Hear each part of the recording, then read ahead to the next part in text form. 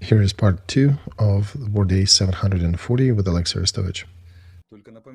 We should rename the country to start with the letter K, and then America will definitely come and help us. But I can only remind that they helped Kuwait after about a year of Saddam's torture of that country and exploitation of it, and they were not necessarily saving Kuwait just as for the sake of Kuwait, but also for the oil reserves. South Korea, yeah, that was definitely a save, but there were other examples. Afghanistan, South Vietnam, which were less successful. And they were saving Kosovo, having an advantage in jets 17-1, right? In these conditions, you can definitely save. And they also had United Nations resolution, and they were following it in Korea and in Kuwait. They didn't do that, didn't follow UN in Kosovo and created a precedent. And I did ask some of the influential guys here yesterday, you want to say that we are South Vietnam? And I got an answer, were you not smart enough to guess it? Right, as they say, I wish I was so smart as my wife after. It's an old Odessa saying. Yeah, they have ambiguity factor. And they don't have a person, a face, who will come and openly state that in the framework of the strategy, when you're not delivering military support to Ukraine, that leads to their defeat. And when I asked them about the time frame, about the next year, next 5 years, the second round of this war, I was told that I'm insane because our level of planning is maybe several months. Right, and when I told them that their politicians, the previous years of politicians are probably spinning in their graves looking at the current state of things, they're basically acknowledged. And the only option they suggested is to use your own head. We'll try to help. And I explained them that the front may collapse. They said, well, we don't think so. And you will be given some shells, which apparently we were. But yeah, this is the whole push back and forth. And unfortunately, we cannot expect valid and military help in the right amounts coming from our partners right now. And David Gendelman, another friend of mine from Israel, gave a good advice recently. He said the main thing that you can derive from Israeli success is not technology or other things. If you disappear, the world will cry about you maybe for 3 days, and then they will forget about you. That's the main experience you should derive from Israeli experience. You guys are your own guardians. You need to unite and find a way to save your country. And that syndrome that we're talking about of us squabbling with each other, we call it an Andriyism syndrome. Yeah, it's a definite weak point of society. And so that Russians would not be smiling too much, they have it even worse. It's probably East European, Slavic in general, propensity for difference of opinions and quarrels over that. Well, at least we now have some shells, right? Some artillery shells arrived to the front, and it allows us to find some solution. But unfortunately, I do not see these solutions yet. I'm the author of the statement that if now we make a strategic decision, we are already making it late. But at least we get some chance in the future. Right? It takes about a year and a half for them to transpire in the material side. But if we don't make these decisions now, we will never have a chance to make them, and we still don't see them. Where the heck are they? And we have strange apologies for some pretty good strategic decisions made back in the day instead, right? Negotiations down there in Turkey. So strategic ambiguity, right? Is that what we're sticking with? That's the complex of our vyshyvanka, of Ukrainian national shirt, as we call it. Yeah, no, I'm talking about us, Alexei. I'm not talking about America. We do not believe in our own powers, and we often think that somebody knows better how to live. Nikolai, I think it's even worse. We not only don't believe in our powers, our complex subconsciousness, a national subconsciousness, is a mix of megalomania with inferiority complex. also have that megalomania part, where we are the best, the brightest, the smartest, and the moment we wake up, everything will be better, right? And the shells appeared on the front because we start speaking Ukrainian on that podcast. So we often blame weird reasons for not allowing us to make strategic decisions. So 3 things: megalomania, inferiority complex, and that Andriyism, the Andriy complex. What is, and there's a good song from the Soviet times, nobody will liberate me, neither God, no Tsar, no hero. But the complex of Andriy is that if I say an oath to a pretty girl from Poland, then definitely Poland will come over and help me, or any other country, if we say it right, if we say the words right and pledge our allegiance. Let me read some Memoirs of Skoropadsky here. It's an old story. The story has probably about 400 years of history. And I was preparing one thing, a quote from Skoropadsky for our stream here. Hang on just a sec, almost got it. Facebook is stuck today. I saved it there, but the servers seem to be down. While you're looking for it, Alexei, let me remind our audience that we are doing the fundraiser. And today, the collection is for personal accounts of different detachments. And under this video, you will find a collection for 93rd Mechanized Brigade, for Mavic drones. And we never touch these monies. They go directly to the accounts of our warfighters. As you know, material deliveries to the front of the things they need definitely help them to hold the positions. And we need to thank you guys. We publish their videos on our telegrams and other places because one stream that we post helps us to close at least 3 to 4 different fundraisers for various detachments. So if we will not be able to help, if we will not be continuing to provide help for our fighters on the front, the things would be much, much worse. And our soldiers are the only ones who are standing between the world where we are and the world where we are not. So all this support is important. Thank you for every hryvnia that you pay. And now I'm reading Skoropadsky. In his memoirs, Pavel Skoropadsky, Ilya Chedaluma reposted that in social media. In his memoirs, Petr Skoropadsky is describing his continuous surprise from many Ukrainian and Russian circles. Both, for some reason, decided that Entente countries are their military allies and they have to fulfill all of their wishes. For some of them, it was a wish to return everything to how it was before the revolution. And for Ukrainians, it was to get a dream of independence. But both the White Army and the Ukrainian forces, they had no formal agreements with England, UK, United States, or France. But despite of all the promises of Entente, of help, neither Denikin nor the White Army in Russia have received enough aid. And surprisingly, population became Francophiles or Germanophiles the moment they heard that this country will give some guns or tanks to the country, to their fight. But that was very short-lived, and that was very characteristic of both the Russian opposition to the Bolsheviks and the Ukrainian fighters for independence.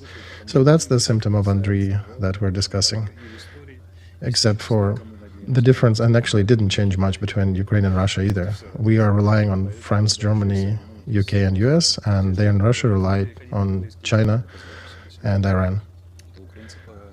And if we switch to biblical terms, I would allow myself today, then one can characterize the dream of collective Ukrainian to sell the firstborn for some food, and the Russian dream could be described as to sell the firstborn for food, but also keep it somewhat.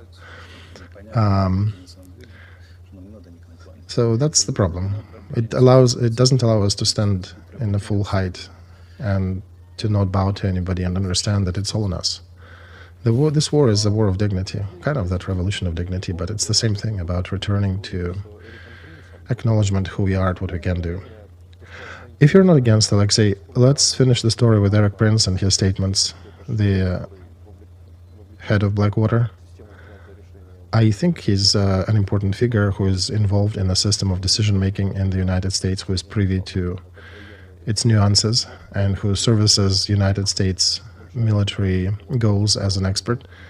And Voice of America quoted him. There was a big publication in 2021 when he tried to lobby a private military company bill for Ukraine. And this is a big initiative that was already post-Trump, so one cannot call him a Trumplican in a classic sense of things. He's expressing it from his own military point of view, a military expert point of view. He is saying that Russians made a big mistake by invading Ukraine, but I'm not sure if the West could have handled that situation better or differently, because there were many promises made that NATO will not be expanding to the east since 1992, and from the point of Russia, ... You know, they lost about 20 million people in the Second World War in their fight with German Nazis. So for them to look across the border and see a lot more unfriendly countries than ever, that is somewhat a red line that they were talking about for a while, and they were telling us to stop. And the idea to make Ukraine a NATO member is a bad idea. We should not have put it on the table. And he expressed his opinion that because of what is happening on the front, there is no need and there is no meaning in supporting Ukraine militarily and continue providing that help. He thinks that it's time for an ugly peace, a peace that will not be satisfactory, and perhaps it's time to freeze the front line, to acknowledge the loss of Donetsk and Lugansk regions, because it definitely cannot be the responsibility of American taxpayers to pay another $100 billion to Ukraine, while Ukraine still cannot figure out the problem of corruption and doesn't have much to show for it. So that's the opinion. How do you think it can influence the aid that is being discussed? And this is the opinion of a military professional who is sort of in a counterposition to Mark Milley, who is saying that if we do not provide this military aid, the front will collapse and the Kiev will fall. So, first of all, this is an opinion of a large group of people here in the United States. Let's remember Elon Musk, who recently said on Twitter that after the Warsaw Pact was no more, NATO should have been dismantled as well, right? And I think that's a correct statement. We should have either adopted all countries of the Warsaw Pact into NATO, and we adopted part of it, right? We should have adopted the rest, and perhaps Russia as well. Putin wanted to join NATO at some point. Or to let NATO go and build a different framework of world security. The most amazing part is that the United States had this experience. When they finished the Civil War in the United States, the North that won had dealt with the South much softer than they could have. And if you discount the activities of General Sherman, in general, military training facilities in the United States are often carrying the names of the Southern commanders. So they were rather gentle to the side that has lost in the Civil War. And there was an interesting proposition, by the way, between two Koreas. In South Korea, they said that if we ever strike peace with the North and reunite again, we suggest that we can make a first president from North Korea. So Musk is not an enemy and not an idiot. Prince is not an enemy and not an idiot too. This is a point of view that falls in a certain framework of global vision. And there are 4 global schools of thought on this point. And if you don't understand the framework, because here in Ukraine we are thinking only in one framework, and if somebody doesn't fit, we blame them usually. There is a liberal school, there is realistic school, constructivist school, and political theology. What I'm, for example, a fan of. My position, however, is close to realists, even though they have some drawbacks. So Musk, Meyer, Trump, and Prince and their supporters, they think in the school of political realism, and liberals, they do not understand them. Basically, liberals' position, if to summarize it, Putin and Iran need to lose because they're evil. Just like they showed in Harry Potter that, hey, that Voldemort needs to die, he is evil. Although Harry Potter is more complex because Harry Potter need to also die and kill part of that evil in himself, in a way, symbolically, in order to prevail. Blanket liberal statement would be the evil must lose, right? Putin, of course, must lose. So as some Kievan sitting in Canada would be saying that, yeah, he would be making posts and patriotic things, borders of 1991, get rid of Putin, etc. So when you start to translate that into the language of practice about material matters, the number of shells and material aid that the front needs to get in order to prevail, then as some woman wrote in the comments to my post, well, somehow it must happen. We cannot just lose, right? So that's outside of their picture that good must prevail. No wise. The realism school says that there is the right of force. So do not appeal to the things that Russia violated. What works is the concrete tank division or arms on the front. And Stalin, by the way, was a realist.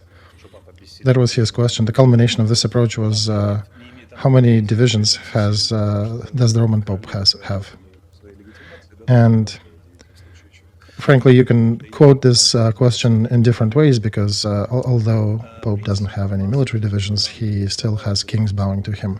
And it's not only in tanks that the influence can be measured. So Prince, Musk, Trump, they're all in the paradigm of realism. You cannot win Russia in the current juxtaposition of forces. And that's not even the main reason, because the West could have exerted enough strength, just like Macron said, we can come in and enter Ukraine, and the West could have prevailed. The problem is that there are different strategic goals, so not only different schools of thought, where they do not connect well, like liberals do not see some parts of reality, realists also not seeing some parts of it, some parts that can influence reality. And the main push of the liberal camp is that the war cannot exist. The war should be done with as soon as possible. And one way or another, you need to either give a lot of arms or to sign peace accord and finish this war. Realist camp says no. The war actually is a valid tool of history. And the war defines lessons for nations and countries. So if the country can fight and can carve itself a place in history, it needs to fight. Otherwise, they will disappear. So, switching to the military parlance, and apologies for more sensitive ears, if you don't want to shit, get off the pot. So that's what they're saying. The liberal story about the world sounds like this. In 91, the forces of light on the West have overcome the empire of evil, the Soviet Union, saved the world from communism, and everything is perfect. So this is a lie, right? The West has not technically conquered and won over the Soviet Union. I would remind our listeners that 2 months before Soviet collapse, CIA published a lengthy document that Soviet Union will likely stand until 2020s and nothing can threaten it. And they were calculating it right. They were professionals who actually had relatively good numbers. It was not exactly the West that overcome the Soviet Union. And if you calculate the number of won and lost proxy wars during the Cold War than Soviet bloc, you may be surprised they have won more wars than the West. People are saying about the Western military machine that they were better, that they put Soviet Union in place. Not exactly so. Soviet Union with partners have won more wars all over the world, proxy wars. Soviet Union fell apart due to the party nomenclature and internal things. And the last generation of owners there, of political leaders, wanted to change ownership and they wanted to become rich. They were a bit tired with playing communism. And my uncle was one of the judges at the Uzbek and Ocean investigations, famous at the end of Soviet Union. But basically the Republican Party mafias were falling the USSR apart, or tearing it apart, because they were thinking they needed better conditions in order to be rich, in order to enjoy the benefits of their positions. And many of those cases at the end of the Soviet Union were that many of them were abusing their power, they were having their own cotton plantations, for example, in the south, and making money off that. And if not for these internal processes, Soviet Union could have stood for a lot longer. So in that paradigm of liberal model, when realists were pushed aside, remember Cannon? I was bringing him up quite a few times. He was saying that however much you try to enchant the reality with your words, the war is still there and humanity will continue fighting till the second coming, I guess. Because wars are consequences of politics, and politics is a mechanism of development. Humanity is evolving, there will be politics, there will be wars. So Cannon, the guy who formed the whole politics of the West of the Cold War, was saying don't. And Musk and Prince and Trump, they're basically on the same positions. They're saying that real war, and it exists, it has its place. The world is a reflection of an ugly war. While liberal side is saying, no, war doesn't have a right to exist. And the liberal camp is saying that, well, it's because of our liberal views, we prevailed, the wars are over, and that means, as Fukuyama comes out here on the stage and says, liberal democracy needs to prevail everywhere. They just have missed the Komsomol gatherings in Soviet Union. Like they're saying the highest level of evolution of humanity is communism, they're just saying it's liberalism. And they have an interesting post opposition there that democracies do not fight, do not go to wars. And they're saying that if there'll be no wars, we need to help Russia, China, and Iran to democratize. This will preclude future wars. And Russia refused to be democratized since the first Chechen war. They haven't been on this bandwagon for a while, right? Even during Yeltsin times, 1993, 1996, they tried to take Crimea away from us the first time. But the liberal camp still thinks that sooner or later everybody will understand the advantages of that approach and will believe that, and there'll be no wars. Meanwhile, Iran, Russia, China, Korea, and many other Syrians, just like Vladimir Putin, who also for a while wanted to be liberal, but they still refused to join that bandwagon, right? And they were building their missiles and tanks and other systems, so they were still staying somewhat in the realist camp.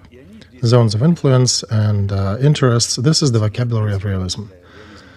And American realism states that our goal is not winning over Russia. We do not have that as a goal of a nation because, okay, if we win, what happened next? Russia falls apart as a country, everybody gets nukes. That's not exactly the picture of the world we want.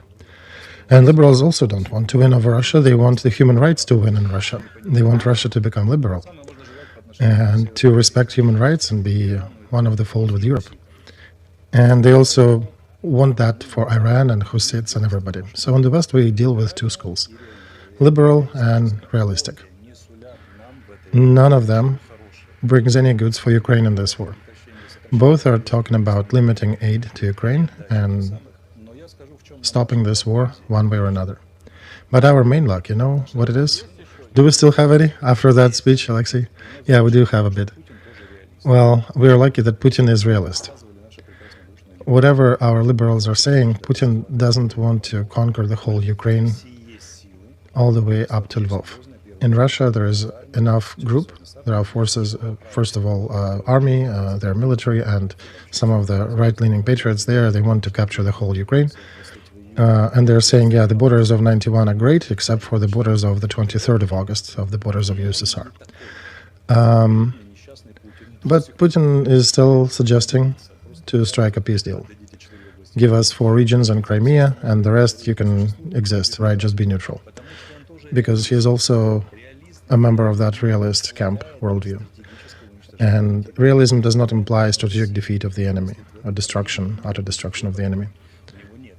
And that's the only paradigm he uses, despite that on one hand, liberals are pushing him, and the other Tower of Kremlin is also pushing upon him to capture everything and burn Europe in nuclear flame. So that's our luck. And here's my question, when shall we understand that disposition? And question number 2, what school do we have in Ukraine? Our rhetoric is absolutely liberal. You know, because what we say, we just wanted to be part of Europe. We wanted lace panties, we wanted football, soccer championships, and all of a sudden Putin is here and shooting us up with tanks and missiles. But we are refusing to look at the situations through the eyes of Putin, well, screw Putin, look on the world through the eyes of the billionaire from the West, of Musk, or the eyes of Prince, their military expert. So if you create a systemic threat on the border of any country, despite of the name of that country will likely react and use their military force to get rid of that threat. Our politicians and bloggers and newsmakers and even some military don't understand how come we've been waving that canister with a lighter near the neighbor's fence and the neighbor decided to attack us. We just wanted, the simple things from Europe and they came here on the tanks. This is the valid viewpoint of many Ukrainians. Because liberal school, human rights, what the paradigm is about. The main motto of that, I want to have everything and I want to not be responsible for having it. And our neighbor, not me, our neighbor is working in the mode of political realism. And our partners, Trump, if he prevails, they're also in the paradigm of realism. But liberals also don't want to win the war over Russia. So we are in a trap of optics, of different paradigms. Of course, Putin attacked Ukraine. He has the historic and personal responsibility that cannot be whitewashed. He started this aggression. With all school of realism, with all us provoking it, he is at the end responsible for starting this war and continuing this war. And regardless of our provocations like miniskirt and jumping and soccer championships, that cannot explain his behavior, right? And I'm looking at this from the fourth school, but still, from the point of view of those realists that are winning on the West at large, yes, we did tease him. And he, of course, is a scoundrel who attacked, but we bear some responsibility. So he bears guilt, but we bear significant 30% of that responsibility. Because we behaved as food, we were provoking our neighbor, us in the West together, and we were criminally weak. We were draining our military forces down the toilet while teasing a huge neighbor, knowing a difficult history of relations and suspecting how they will react to that. And even after the 8 years of war, we were not prepared. After the 8 years of slow war, we were not prepared for the bigger one. And the West even allowed itself such a maneuver. On one hand, they were very strong economically, but very weak as well. And it was divided, because economy of Europe was strong, but military was weak. United States were both strong, military and economically, but had a very weak in terms of viewpoints and global politics. And liberal paradigm is losing now. And they're claiming the Putin and Iran to be the axis of evil. Well, are you guys the axis of good? There is a meme walking around about the number of invasions supported and participated in by Soviet Union versus the number of wars and invasions started by the West. And Soviet Union is not the winner. So our position here in Ukraine does seem like madness. And people winning in Washington, they do not want to divide Russia in parts. When they hear that Ukraine is talking about taking some of the Russian territories or changing everything drastically, they're saying, you guys are mad. You don't have resource to do that. Because from the school of realism, it is madness. And this is what's important. It's good for us to grow and to understand the optics of both sides. Realism is prevailing on the West, and it doesn't imply the victory of Ukraine and the loss and defeat for Russia. At best scenario, it implies Ukraine not losing.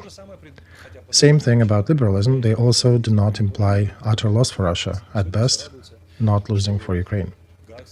In other news today, Hague Tribunal gave orders to arrest the command of the Black Sea Fleet and strategic aviation of Russia. This is the pinnacle of the pink ponies thinking of liberals. Some dude from Hague will one day definitely prosecute these two figures, right? And I remember when I've seen some of the pictures of girls who studied in Yale, and now they keep this picture of them with senator, and that's their statement to importance. But when these things come from court, from military justice system, you'd want military to be more realist in this case, right? But let's look at what Mikhail Podolyak is saying. Let him have a long and healthy life. And despite of us being in very opposite parts of this these paradigms, he is also in liberal paradigm. He's talking about the evil that needs to lose, that the violation of human rights, the violators of that need to lose. And in the West, different forces are prevailing now. They're asking how many tanks you have. What are your armed forces? Oh, well, you're weaker one. What do you want? Right? So those who believe that liberalism has won in 1991, yeah, think about it again. Because those liberals, they're thinking that it was evil who understood that using tanks against human rights is bad and they're evolving, right? No, nothing like that. Soviet nomenclature were not to realize that it's bad to use tanks against people, and that's why the Soviet Union collapsed. No. Soviet elites gave the biggest gift and the biggest investment into security of the West. They gave up Soviet Union for their financial security in the West. And they were hopeful that the West cannot just take away their bank accounts and their property if they make purchases. And only now, when there are a lot of sanctions against most of them, they finally start to understand that without power, there is no property. And if they think they can protect the mansion that they bought in London, that they'll be able to defend it in British court, they are very mistaken. And they are just learning that this is how it works. Perhaps if you have the right number of nukes, you can defend that, but otherwise, no. So they're going through their own lessons too. And those strong figures of the world for whom we usually draw a picture that they should be adults in the room, they should be making tough decisions, but they're wavering between realism and liberalism, and the level of global politics in the meantime is decreasing. It's dwindling and going down so fast that it's amazing. There are no adults in the room anymore. Liberal cartoon implies that there are some grown-ups somewhere. Right now they're making a lot of mistakes, but eventually they will recognize and they will save Ukraine because we are the warriors of light and we are being attacked by warriors of evil. There are no adults. There are idiots just like us. And everything, and more than that, like in that story, right? As you grow older, you don't become wiser. You're just the same idiot and everything hurts. So yeah, everything hurts. I'm not a realist, I want to say. My approach is different, but I'm closer to realism from the other approaches. Because it is an old discussion in the 17 Moments of Spring. I think it's a great movie where ex-Minister Krauser is talking to Pastor Schlug, and he's saying how Americans and Brits who are Christians, how can they sit down at the same table with Hitler? Well, here's the problem. They're already conducting negotiations. And of course, I'm not forgetting the terms of good and evil, but it exists differently. It's not in the liberal paradigm. So our syndrome of Andriyism went too far. We voluntarily put on the pink glasses. We voluntarily refused to create the school of our own politics. Poland has its own school. Italy has its own school, which sees the world very differently, not how Europe at large, not how Americans see that. We have not created our own school. We had good attempts at the beginning of 90s and the 20s, but we allowed ourselves to look at the world via the eyes of others. And we disarmed, we behaved like food, essentially. And we're still leaning to that optics, and we naively believe that when we're facing the question of our survival, we're still holding onto these pink glasses. And it's not Putin who is tearing them off our head, it's the West, including Musk, Trump, and Prince, who are tearing off the glasses of our head and saying, guys, wake up, we will not be able to help you, not because we don't love you. And they're for Ukraine if you talk to them, but they're for Ukraine as realists. I communicate with a lot of these people here. And I do not quite see a lot of liberals and Democrats. I mostly see the representatives of the realism school. And they're all for Ukraine. They're wondering about the family and, how relatives and friends. So their heart aches. But they're saying that we cannot continue helping and fighting this war because it'll lead you to even worse version. We are for that ugly peace because we want to help Ukraine. This is their position. It's not my position. But this is the sentencing. Take off the liberal glasses and at least, okay, you can stay a liberal if you want to, but understand that there are other points of view, and those whom you expect to be making liberal decisions are wearing realist glasses for quite a while now. And they're not traitors. They do care about us. Trump and Musk, they feel sorry for Ukraine. They care about Ukraine too, but their concept looks different, not how you like it. Okay, so based on that, there are a couple of clarifications here, starting with Putin realist. Then, looking at this concept, which you're giving as a diagnosis to him, all these demands about so-called Nazism in Ukraine, about Russian language in Ukraine, these are just messages to mobilize his own right, to have enough people for the front. This is an internal consumption message. This is not for Ukraine. And it seems like he can refuse from occupying the whole Ukraine if he achieves the goals of Ukraine staying neutral. Seems like it's the main goal for him. Is that so? I can remind that he started to fight with Russian Nazism sooner than with Ukrainian Nazism. They have an 82nd article, and a lot of them were prosecuted. A lot of them actually went and joined, some of them went across the border and joined Azov battalion because Putin was hunting them down. He is actually rather active against nationalism. And that can be shared by both liberal part of his mind and the realistic part of his mind. Both are against Nazism, the real one, for different reasons, but so for him, any nationalism is Nazism, which sooner or later ends up in measuring the size of the skulls, etc., etc. And he's actively fighting with that in Russia as well, and with what he sees in Ukraine as well. So when Tucker says that at his interview with Lex Friedman, that it seemed very strange to him that Nazism is a very limited story that existed only for 16 years, only in Third Reich in Germany, this point of view has the right to live, but I suggest a different point of view. And it is in that he was fighting with Russian Nazism much earlier, nationalism. KGB started fighting with that, struggling with it in 1960s. The last ones that were put in mental institutions, even under Gorbachev, the last years of Soviet Union, were true communists and were ideologically communists and nationalists. And even several members of well-known people, Shukshin, Vysotsky, there was a bunch of people representing Russian cultural movement in those days of USSR that were rather repressed because KGB was using different measures to silence them and to not give them influence. That's an old story.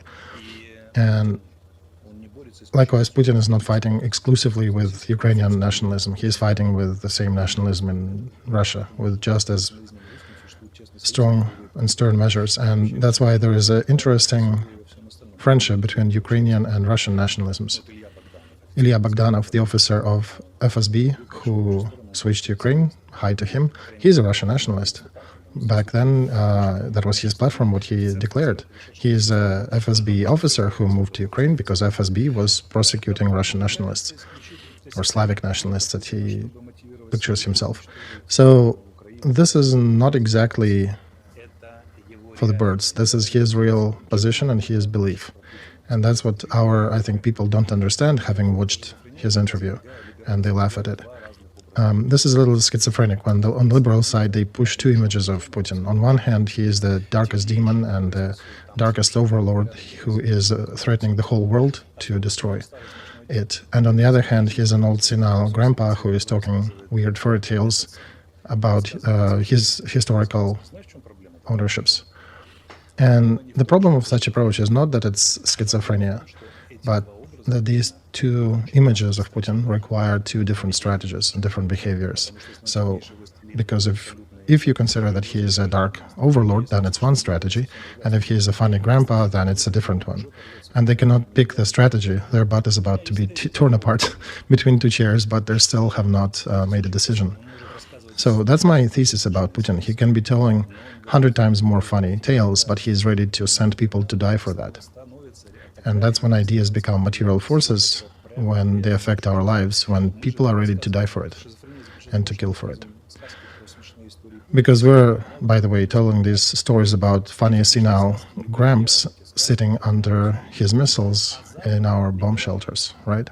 And the West, liberals at large, or in their conflict with realists, they represent the system that does not believe in what we are making ourselves to fight for. So he has funny fairy tales he believes in, and we have other stories, and our partners don't believe in our stories, or whom we call allies. There are no allies, really. They're just partners. And that's the main difference. But this is a fundamental difference. And if none of us awakens, one will be dead. On a simple reason, because if somebody is pushing or to die or to do something, right, to conduct some activity for things that he doesn't believe in, then there are only two options possible. He's either an evil doer or he is mad. Once again, if somebody is pushing people to do something that he doesn't believe in, when they believe in, but he doesn't, he's either evil or weak-minded. So a question to us, are we evil or are we mad? I think my answer is we are weak-minded who have believed and trusted the evildoers, because very often that's what exactly happens in the world. People with evil agenda, they manage the useful idiots. There was nobody else who destroyed Ukrainian army. We have destroyed our army. As we talked at the beginning of this show, on the third year of war, we cannot dig proper fortifications. What else can we talk about? Yeah, it does smell quite a bit like madness. All right. Borders of 91. I think it's the right moment. Kirill Budanov gave interview to New Time, and he said that, of course, the maximum program is not only getting to the constitutional borders of 1991, but also utter destruction of the occupant, which, unfortunately, due to the size of it, can only happen from within, but we need to help with our diplomacy, our arms, our intel services for that to happen. So Kirill Budanov is making these statements for the second week in a row, and I'm grasping at straws here. Why is he making them? What for? Well, I have said that our military, including our intel service, had become a version of a pop army, maybe not even a pop. There was an exact term that I heard in a conversation with American military here. They're calling it, they got a new term, they call it boutique army, which I tend to like. So our army is a little anarchic boutique army. And our intel, despite of their good successes, we hit another Navy ship of Russia today, but we do behave in a lot of aspects like a boutique army. Come here, we'll tell you our advertising slogans, we'll explain you how we're going to capture the market, you know, the usual marketing stuff. I'm not even talking about the head of the intel services unusually giving a lot of interviews left and right and being very active in the media. So maybe that's either some political strategy here or being caught by that sweet attention of public. Could be that. But whoever is forming information politics in Ministry of Intel, personally, Kirill Budanov is a brave fella. He proved that many times. And he is a person without limits in a good sense of this word. He is ready to carry out different tasks and difficult tasks. But whoever is forming the media activity, unless he is doing it himself, but let's think about him good. Let's think that there are people influencing his position. I don't think they have his best interests in mind, and with him, the whole Ukraine. That's why I said time and time again that media politics of our intel ministry causes me pause very often. And I would strongly advise them to go back from the level of boutique army to the traditional understanding of what special services are, special intel services are. And that somehow coexists with their bravery and them carrying out difficult tasks. My ex-colleagues, by the way, who are carrying out very specific and very high-level tasks defending our country. But this media policy does give me a pause, for real. So I think it's a mistake. I think it's it doesn't mean that it doesn't imply that they're all bad people there, but you know, good people can also make mistakes. Yulia Navalnaya made a statement. In last stream, you gave some messages and appeals for her to perhaps mention that the only good way for history to develop out of this pit is to support Ukrainian armed forces. And unfortunately, that was not voiced by her in any capacity. Moreover, Yulia Navalnaya gave judgment, voiced a judgment about the sanction policies of the West against Russia and Russian citizens, saying that the West must be more flexible in finding ways to use Russian citizens in their fight against Putin, and not just blanketly punish everybody. So when you were talking about the mentions in London, remember that when it was good for the higher echelon of political forces in Russia, it was good for them to have a mention in London, and they had nukes to defend their rights across the pond. So in this regard, some people see Yulia Navalnaya's statement as an attempt to save some people from sanctions. And do you think that her statements carry any threat for the regime of sanctions against Putin's elites? Well, it's an interesting question, right? So on the one hand, she picked up the banner of the fallen husband and said that she'll be continuing his work. That's great. On the Oscar ceremonies, not a word about Ukraine, right? We understand that relations between Navalny group and Ukraine is different and difficult. And the high class of a politician is to be able to rise above the personal matters and see the bigger strategic picture. So ultimately, they need to see that they need to support the army of Ukraine. And that was voiced by the daughter of Boris Nemtsov. His daughter made a statement that Ukrainian military is definitely a way to avenge the death of Navalny and Nemtsov. I wouldn't put the question this way. It's not about avenging anybody, but it's a historical matter. The interesting maneuvering by Yulia Navalnaya around the topic of aid to Ukraine causes me to start think about how independent she is and how adequate is her position. Understandably, she needs to unite Russian opposition, but it is connected with Ukraine. And in the real world, they're definitely, if you're adequate, you need to understand that armed forces of Ukraine are your allies. So until I hear that in her speeches, I will be denying her either adequacy or independence. So I have a question. What do you want to do to Russian opposition? Do you want that beautiful Russia of the future? It's impossible if Putin wins, right? That's simple. An important point here, and let's finish the topic with freezing the conflict or possible peace treaty. We have the infographics we'll bring up to the screen, not this one, thank you. 63% of wars become frozen conflicts and they end with a peace treaty. So tell me, please, without any agreements, without any formal negotiations that are forbidden to conduct, Ukraine forbade itself, President Zelensky forbade himself from talking to Russian.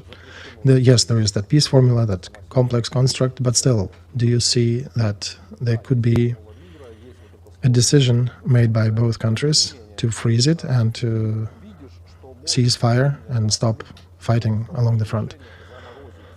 Do you think that action can happen without any document being signed? Look, the weakness of liberal model is that they think about war as something that's ugly and that doesn't have a right to exist. But war is a nature of humanity. It has been with us and likely will stay with us for a while. So what I'm saying is that we need to have that conference that defines the strategy, the defense strategy, the security strategy for the world, but we also need to conduct a global conference about war, when we need to review our understanding of war. Because all the prohibitions of using bacteriological weapons, biological, nuclear to a degree, and other things, it needs to be reviewed again and revived. Because why we cannot do that now is because the war is blamed as a word.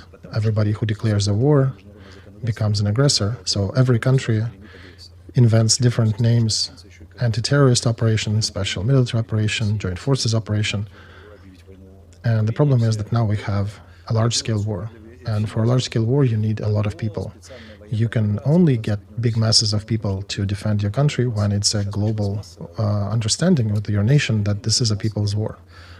Russians had issues getting people to the front until they started moving the goalpost to calling it people's war, right? We here in Ukraine still struggling. It's somewhat people's, but not fully. So one can say that war needs to be re-legitimized as part of politics. And we need to acknowledge that they exist and they do happen. It's an unfortunate feature of humanity. And we'll be fighting, as I said, till the second coming. So let's then acknowledge that these things happen, that war exists, and we need to review the rules and dust off the previous agreements and make sure we follow certain rules. Because otherwise, if we keep ignoring it, it just goes into the shadows and becomes more ugly. The more it goes in the shadows, the more cut off heads we'll see, the more atrocities we'll see, because people will be evading really difficult conversations. And yeah, when it turns into a shadowy component, that's bad. So your precipice was about 63% of wars finishing in freezing the conflict, right? Well, exactly, 63%. Because they were not wars, they were special operations. You can freeze a special operation at any moment.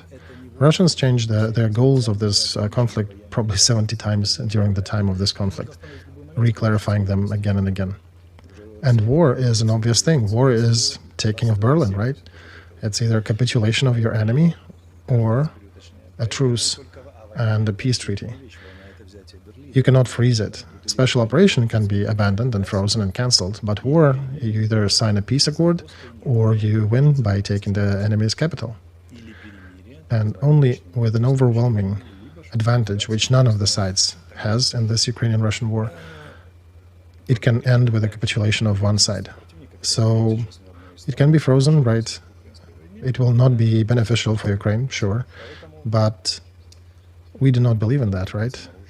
And that likely will be Istanbul Treaty number 2, like we had Minsk 1 and Minsk 2. This will not be a proper peace agreement at the end of it. What Minsk 1 and 2 and Istanbul agreements are lacking after all these special operations? There's no responsibility of parties. And in the contract, at the end of the war, when you sign a peace accord, there's always responsibility. This is an important part, a structural part of such a treaty. So when you delegitimize war on the level of the international justice, we basically withdrew the ability to put responsibility on the shoulders of those who violate. And we need to bring war back into the civilizational fold, otherwise it will continue. Attacks on civilians, executing prisoners of war, and then we cannot establish responsibility for that, and that means the war will continue. The war is not a goal, the war is evil, but we need to understand that this evil happens, and we need to find a way to regulate and agree on how we do that. There is a lot of evil in humanity at large, and we need to know how to live and operate with this. Right? We have different norms like Geneva Conventions and the like, and some future rules that we will need to adopt. Until that happens, wars will become wilder and wilder. Conflicts will get a chance to be frozen without any responsibility for the aggressing party, and it will only provoke new conflicts.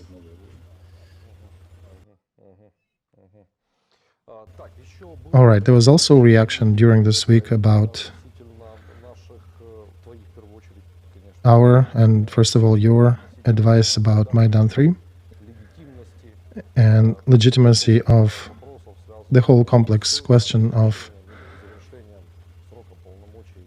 the finishing of the presidential term of Zelensky here in Ukraine that will happen in March-May timeframe. There was a big publication which tells about Special Operation Maidan 3, how it can achieve a culmination in May or March timeframe, which monies and means Russia is expending on Telegram channels and other actions related to rocking that boat and that topic. And there was also a statement by Venislavsky. I understand he was an ex-representative. Oh no, he's acting representative still in the Constitutional Court. No, yeah, he resigned.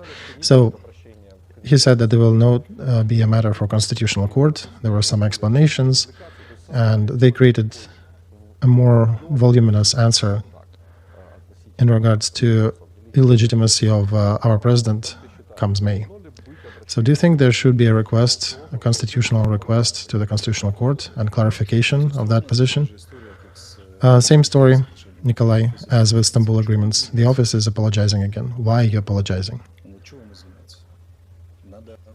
You can turn to Constitutional Court to explain the current situation, because the main organ that will be explaining the constitutional position would be the court. But you do not need to take a defensive position, because all the pro-office speakers are now talking about, yes, we can rule the country on very legal basis, and please do not attack us. But the main thing is that Maidan 2 was again voiced by Budanov. And it was interesting how it was signed. Intel committee with President's office is making a statement, but it was signed by Budanov, so he technically is now a unifying figure, and he's being presented in both qualities. He is now the head of all Intel services in Ukraine. I think nobody is preparing Maidan 3, really. And if somebody is doing it, it's probably the usual. Fifth Department of FSB is doing some project to steal 5 billion rubles for that, and then explain why it didn't work. Because not a single Ukrainian will go on Maidan now, regardless of his feelings and attitudes to Zelensky, while we are at war. First of all, the meetings are forbidden. It's just a security risk. So at best, it's Telegram channels steaming and venting up. Even if somebody is trying to rock this boat, technically it's impossible. Maidan is an impossible thing to organize. It's event that happens on its own. You cannot organize it. You can lead it, you can use it, but you cannot organize.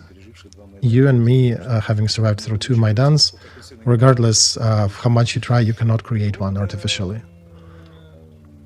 And me personally, I'm against any Maidan. I'm criticizing the powers, I think rightly so. When they deserve it, I give them kudos, but when they make mistakes, I tell them stop apologizing. Stop defending yourself. The history gave you the right to rule the country in these difficult times, so rule it. After the war, we'll be doing lessons learned. But for now, we are facing existential crisis, just like you were saying, but our organization is weak in the face of it. You guys would be better digging trenches for the front than fighting with that mythical Maidan 3. And I want to bring up the old truism by Lenin, and that's what Russian special services are using too. Young revolutionary asked him, the legend says so, in one of the meetings, why are we not creating a revolutionary situation? Because you keep talking about that.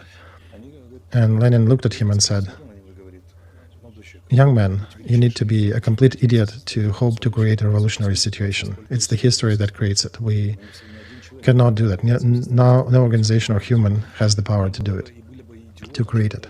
But would have been complete idiots, and we would have been complete idiots to expend money to create that. But we would have been even more idiots if we did not use the existing revolutionary situation. So nobody can create that situation. Only the force itself can create that situation by their mistakes. And the other forces can use it. So the simplest exit from Maidan 3 probability is to not create revolutionary situation in your country. And here we can talk a lot about what the powers need to do in order to not create that revolution, because they are making a lot of mistakes, starting with fortifications, ending with corruption, economy. Mother darling, right? There was another news today. They recently put it in the media in Ukraine that we don't have enough money to develop certain artillery systems in-house here in the country. And yet we're still setting some new pavements near the stadiums and building new sports facilities. So we don't have money for that, but have money for that. So I'm sending a message to powers. Do not beg for likes and support. This is a wrong approach. And do not scare us with that Maidan 3 rumors. Just take the power and make the right decisions. And we will be supporting you even more, because everybody is interested for you to succeed. Nobody is fighting with you. Nobody wants to topple President Zelensky. Because a lot depends upon him being in that position and ability to be effective in that position. Our survival, our accounts, our property, everything depends on that. Why should we, as a country, want to topple you? We want you to be successful. That's why we're criticizing you, because we want you to be successful, and not because we have a personal vendetta or desire to remove you from power. And even conversations about elections that I did back in the day, they were in a different window. It was a different situation. And it was a different window where I was using that to increase the amount of your political ownership. And because right now, to remove Zelensky from power, that's a complete collapse. Because if you are doing that and we're stuck in that process, then weapons will stop coming to us all of a sudden, and that will be a physical defeat. So what we're trying to tell you is start fighting with corruption, start working with the country properly, start digging the military trenches and equipment and fortifications designated for that. We need you there, unscratched, and very effective. I think this is a good answer, and this is a good commentary, Alexei Nikolaevich. I have more news, but we're running out of time. We've been over a couple hours live, right? And I have a plane to catch, right? Okay, even better. So thank you for coming to us today. Thank you for your answers. Do not forget to subscribe, click the like button. Do not forget to support Armed Forces of Ukraine. 93rd Brigade still needs your support to get that Mavic drone. And it's under the video in the description. You know where they're fighting. Support them. We are helping them as much as we can too. All right, on this, thank you everybody. Click the like, subscribe, Privateer Station. See you later. Bye.